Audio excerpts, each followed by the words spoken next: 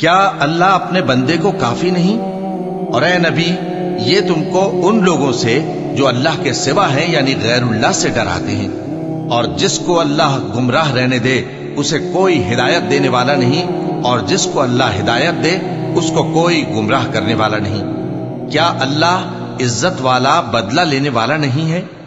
اور اگر تم ان سے پوچھو کہ آسمانوں اور زمین کو کس نے پیدا کیا تو کہہ دیں گے کہ اللہ نے۔ کہو کہ بھلا دیکھو تو جن کو تم اللہ کے سوا پکارتے ہو، اگر اللہ مجھ کو کوئی تکلیف پہنچانی چاہے تو کیا وہ اس تکلیف کو دور کر سکتے ہیں؟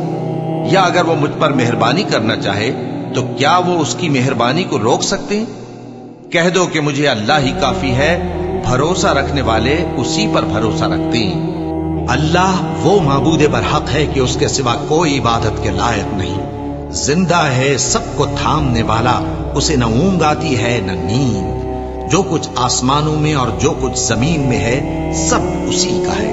کون ہے کہ اس کی اجازت کے بغیر اس سے کسی کی سفارش کر سکے؟ جو کچھ لوگوں کے روبرو ہو رہا ہے اور جو کچھ ان کے پیچھے ہو چکا ہے اسے سب معلوم ہے، اور لوگ اس کی معلومات میں سے کسی چیز پر دسترس حاصل نہیں کر سکتے۔ ہاں، جس قدر وہ چاہتا ہے اسی قدر معلوم کرا دیتا ہے۔ اس کی بادشاہی اور علم آسمان اور زمین سب پر حاوی ہے، اور اسے ان کی حفاظت کچھ بھی دشوار نہیں۔ وہ بڑا عالی رتبہ ہے، جلیل القدر ہے۔ دین اسلام میں کوئی زبردستی نہیں ہے، ہدایت صاف طور پر ظاہر اور گمراہی سے الگ ہو چکی ہے۔ تو جو شخص بتوں سے اعتقاد نہ رکھے اور اللہ پر ایمان لائے، اس نے ایسی مضبوط رسی ہاتھ میں پکڑ لی ہے جو کبھی ٹوٹنے والی نہیں، اور اللہ سب کچھ سنتا ہے، سب کچھ جانتا ہے۔ اور سن رکھو کہ اللہ کی یاد سے ہی دل آرام پاتے ہیں۔ جو لوگ ایمان لائے اور عمل نیک کیے ان کے لیے خوشحالی اور عمدہ ٹھکانہ ہے۔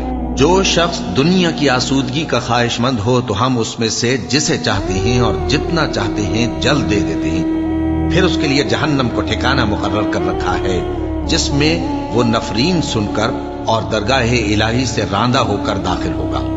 اور جو شخص آخرت کا خواستگار ہو اور اس میں اتنی کوشش کرے جتنی اسے لائق ہے، اور وہ مومن بھی ہو، تو ایسے ہی لوگوں کی کوشش ٹھکانے لگتی ہے۔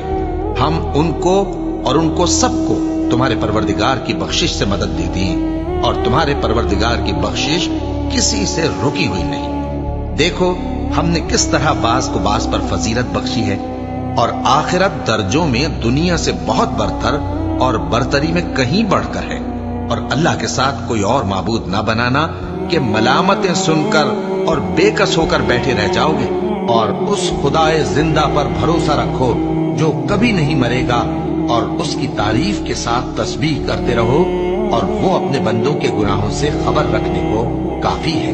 بھلا کون بے قرار کی التجا قبول کرتا ہے جب وہ اس سے دعا کرتا ہے، اور کون اس کی تکلیف کو دور کرتا ہے، اور کون تم کو زمین میں اگلوں کا جانشین بناتا ہے؟ یہ سب کچھ اللہ کرتا ہے۔ تو کیا اللہ کے ساتھ کوئی اور معبود بھی ہے؟ ہرگز نہیں، مگر تم بہت کم غور کرتے ہو۔ اے پیغمبر، میری طرف سے لوگوں کو کہہ دو کہ اے میرے بندو، جنہوں نے اپنی جانوں پر زیادتی کی ہے، اللہ کی رحمت سے نا امید نہ ہونا۔ اللہ تو سب گناہوں کو بخش دیتا ہے، بے شک وہی تو ہے بڑا بخشنے والا، بڑا مہربان۔